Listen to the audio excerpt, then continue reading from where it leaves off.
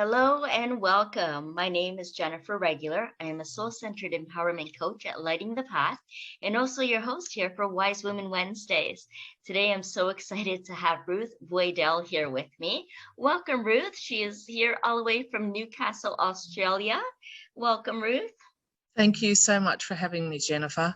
Absolutely. Really glad to be here. I'm glad you're here too, because it's such an important topic that often doesn't get talked about. And so let me tell the audience a little bit about you first. Ruth is an end-of-life educator and doula at Lifetimes, offering practical, compassionate support for those near life's end, and has been doing this since 2017. She is also trained as a non-religious spiritual care practitioner in both the hospital and hospice setting and is a qualified DeathWalker. Ruth hosts a regular online death cafe to share conversation about any topic related to death and dying. And she even reserves part of her home who are in need of support at the end of life. It's a palliative retreat called Care B&B. Ruth explains that doula work is an amazing voyage into who we are at source and how we can serve others navigating their end of life, and considers it a real privilege. I'm sure it is, Ruth, and I'm happy that you are here to talk us through breaking through the illusion of separation. I think that's part of the fear, is that separation and how it can go on after someone has passed. I know at least that's the way that I felt when my most devastating loss was my father many years ago. I literally didn't know what I was going to do without my dad. We were inseparable, and I had experienced loss before that as well, and then much more after that. But I feel like that's the one that's had the greatest impact on me. And I remember too, when my mother passed and I was sharing it with my colleagues at work. I actually went to work the next day after I found out that she died, and my colleagues couldn't believe that. And I heard them whispering, I can't believe she's here. And so I walked over and I said, I appreciate that. And I said, it does seem weird, doesn't it? But honestly, I didn't want to be alone, and I needed something to keep me occupied. And so anytime there's been a death I've seen for others and for myself, there's a different way of dealing with that. But what I found after my mother died too was that some of my colleagues would come and share their condolences, but then were kind of afraid, and they'd start crying because they started thinking about their parents dying or their loved ones dying. And it's a really scary thought. So it really takes someone so special as you are to be able to help people walk through the end of life, but then to also assist others in the death cafe to share in that conversation and make it safe and comfortable and available to be able to talk about it. So once again, thank you and welcome. And I have to say, what is it that got you on this path, Ruth? Oh, well, that's a story in itself. I was a teacher at the Polytechnic, the TAFE in New South Wales. I was a maritime teacher because I'd come from a sailing background, and I'd been working and teaching in the adult education realm for over 20 years. And I have from time to time something called trigeminal neuralgia, which is a nerve pain in the face, which gets painful at times. And at the end, near the end of my teaching, I had a severe bout, and I had something so severe that it triggered something called a temporary global amnesia. And I did not know who I was. I was in my full dementia, according to my husband. Wow. Who am I and why am I here? So there I am. I've come from a very kind of maritime, it's not concrete, but a very solid background of, this is how you do things, and this is this and this is that. And, you tie a knot like this, and you jump into a life raft like that, to a place of not knowing who I was and where I was. And Dave, my husband, said I was in full dementia. Who am I? Why am I here? Very repetitive conversation. And he called the ambulance and took me to the hospital, and I felt myself coming back into my body in that environment. So I had, I suppose, a near miss, but I felt absolutely blissful that death is not the end. That I think in my reflections, I felt I had been called to the other side, actually. So to have a look, to awaken to this possibility that life on earth in our bodies is just one part of our journeys as a spiritual being. Mm-hmm. And so from then, I wanted to keep that feeling of my mortality, because I really felt it very strongly that I could die. And in all my sailing, in all my adventures in my youth, I had never actually felt that. I felt invincible, and as I do now, I have fallen back to sleep, but I know I have been awakened. So I have come to a place of understanding and knowing that there is something beyond this realm, definitely. Yes. And my studies in doula work and in spiritual care have been to keep myself awake to that idea, and to look at those steps that I could take, perhaps to stay more connected to that part of myself. Mm-hmm. And so I have been able to help others in their journeys along the way. And I feel it's kind of a selfish journey of my own, but it has helped me deal with my husband Dave's death, deliberate end, a few years ago, 3 years ago. He decided that he'd been talking about that for his for all our relationship. He had been a paramedic, yes. For 12 years he had been talking about this, and I think that was also another reason I had been called, was to understand that his voyage, his journey, his deciding that he was going to live a limited life was a choice of his, and to help me understand and get through that somehow. Yes.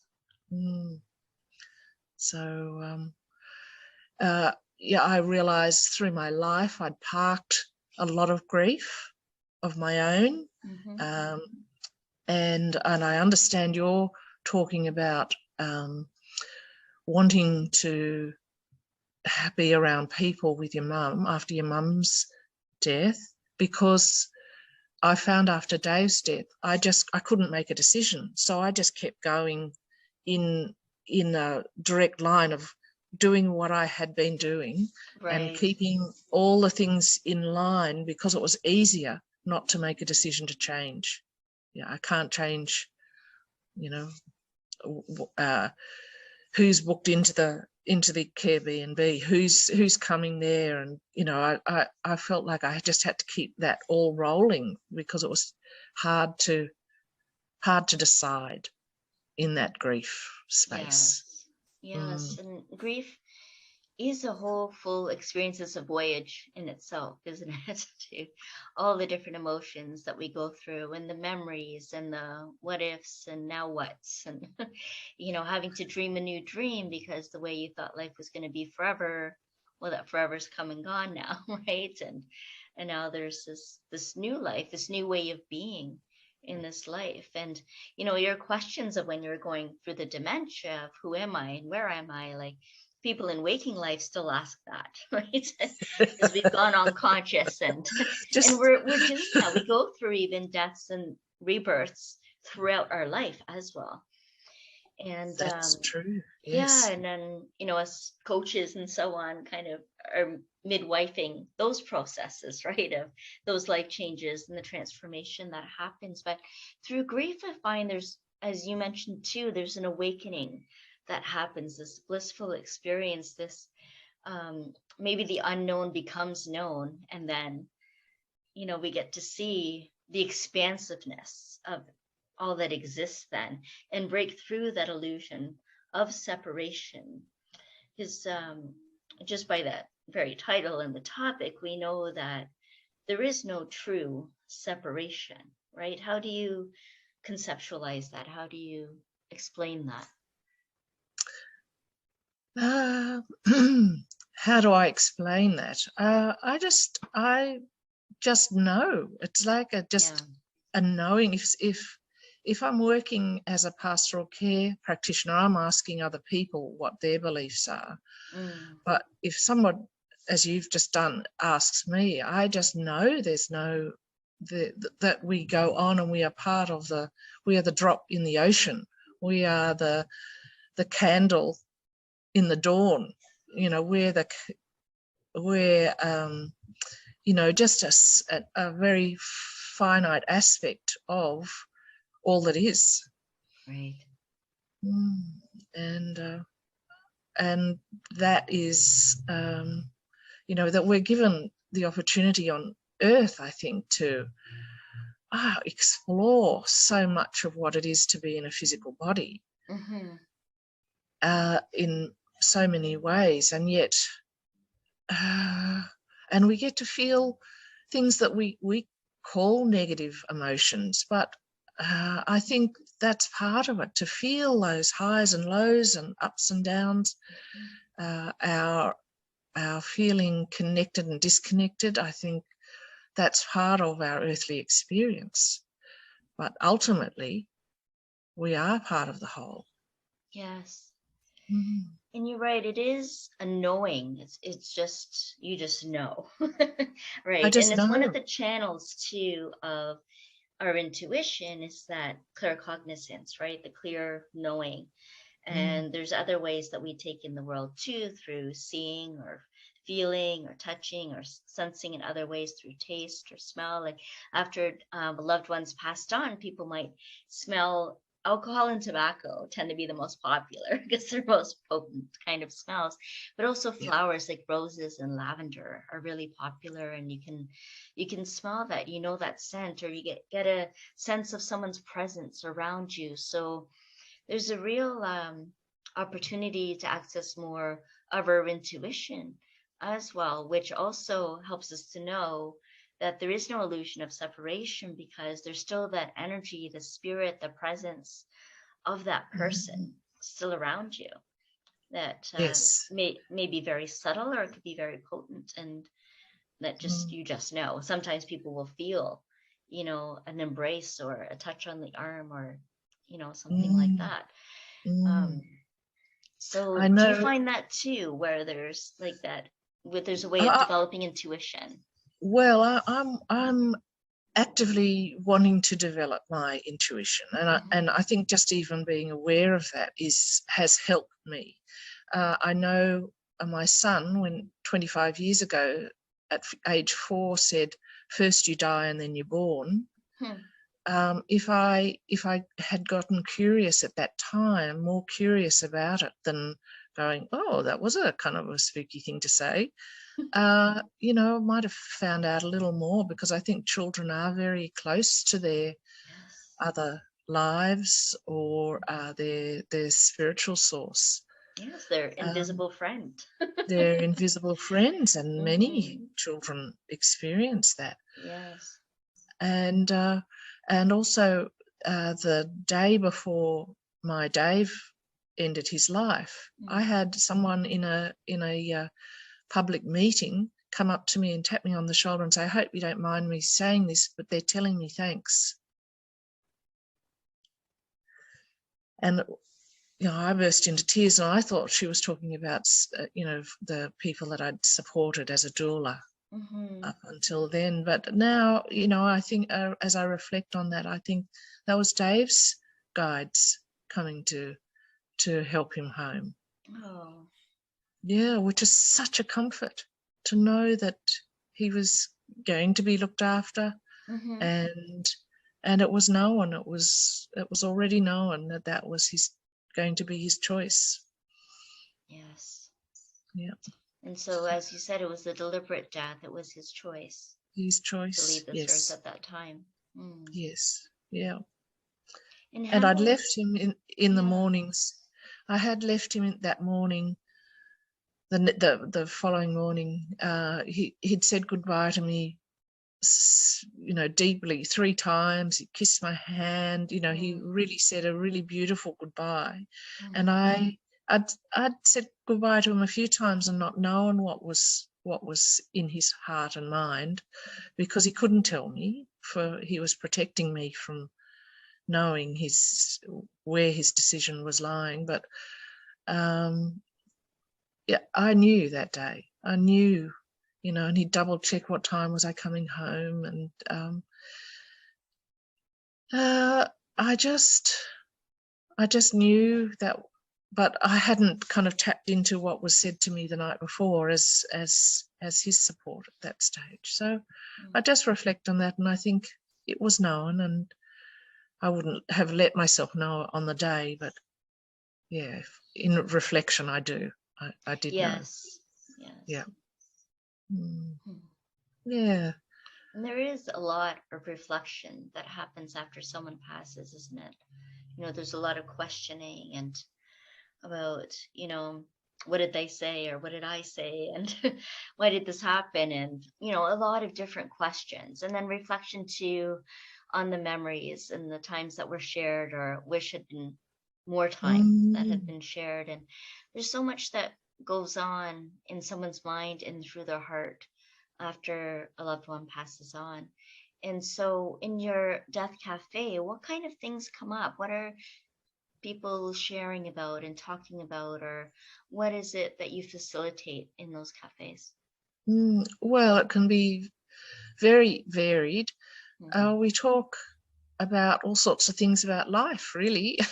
We talk about, choosing coffins or shrouds, or burial or cremation, or embalming, or writing wills, legal documents. We talk about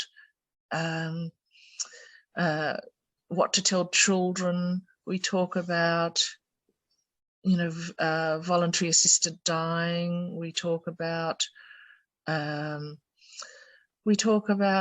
our memories of our parents. We talk about our memories of children who've gone before us. We talk about losses, and also we share our connection with each other and understanding. And in the Death Cafe, particularly now it's a Zoom, that one person speaking at a time is really important to those conversations, because I think as a pastoral care practitioner, what we really crave in our being is to be heard. And so the Death Cafe actually offers a space just to be heard and to be witnessed as a soul who's got ideas and thoughts and feelings, and acknowledgement of that. And I find that we come away from the Death Cafe feeling very satisfied we've heard each other deeply. And yes. I imagine you get that here in your conversations, Jennifer. Yes, absolutely. Feeling heard is just so very important.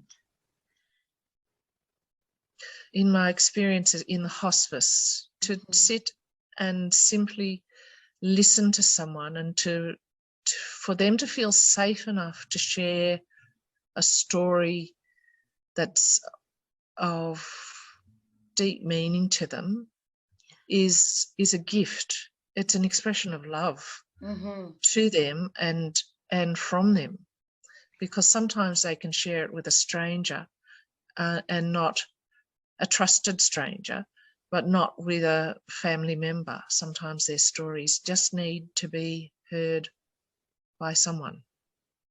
Yes.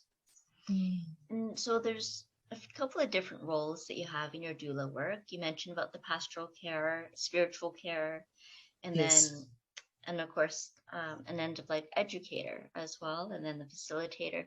So in terms of Yes. the pastoral care and the spiritual care, can you tell us a little bit more about what kind of care that involves?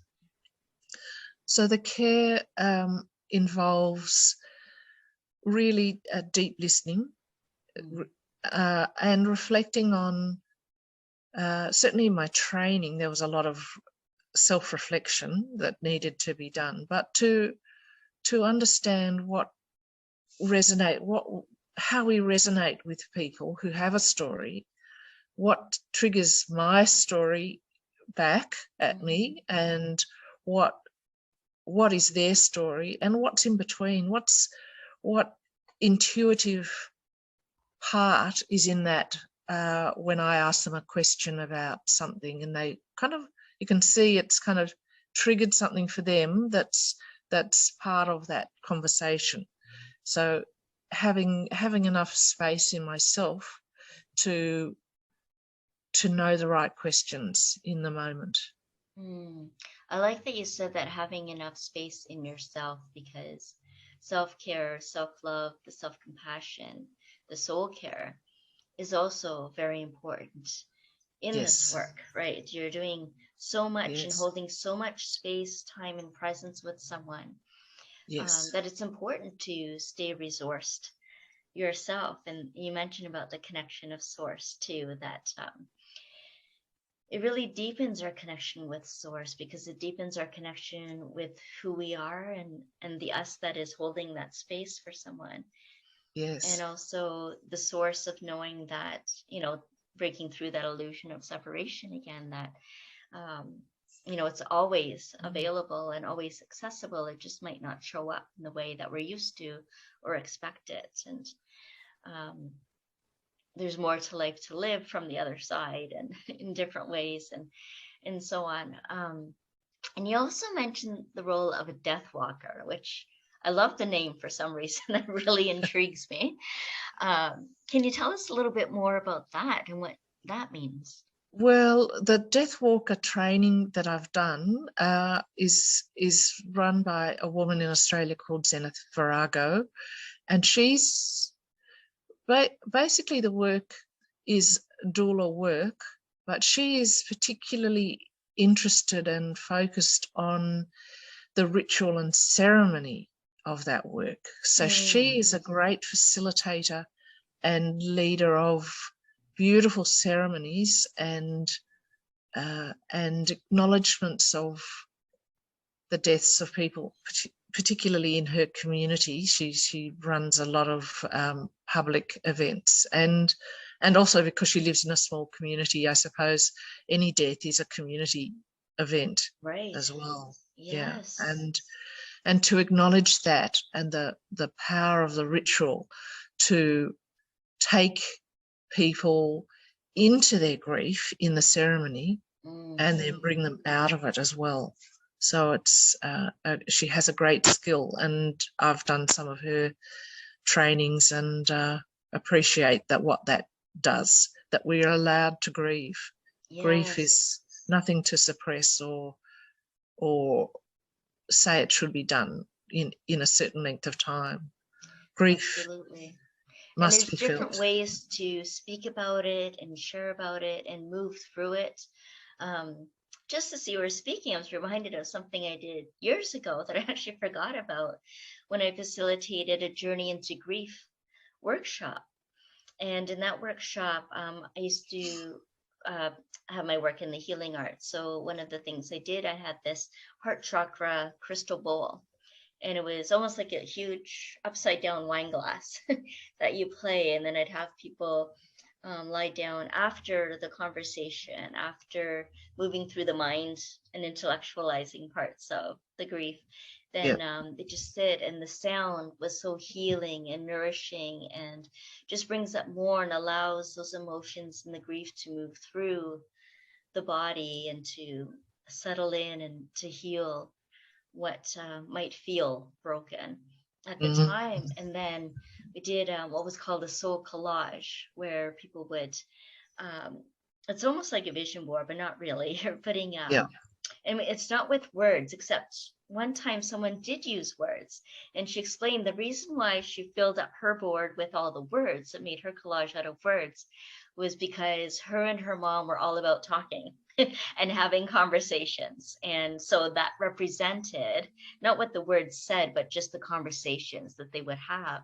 But generally, the soul collage is putting together different pictures from magazines, or even pictures that you have, old mementos, and putting those together in a collage, and then doing some journaling work that goes along with that. I won't take us through the whole workshop, but I'm just saying those as examples of different ways of moving through the grief and sharing together, and the ceremony and rituals cross-culturally that can differ as well. And so there's such vast ways of, I don't like the words coping with grief or dealing with grief. It's just, it's a voyage, it's an experience, it's something that we move through, and sometimes we don't. Sometimes people do get stuck in their grief. And so, Ruth, how do you help those people that do get stuck in the grief and have trouble sharing or creating some sort of ritual because they just haven't yet come to any kind of place of acceptance or acknowledgement or closure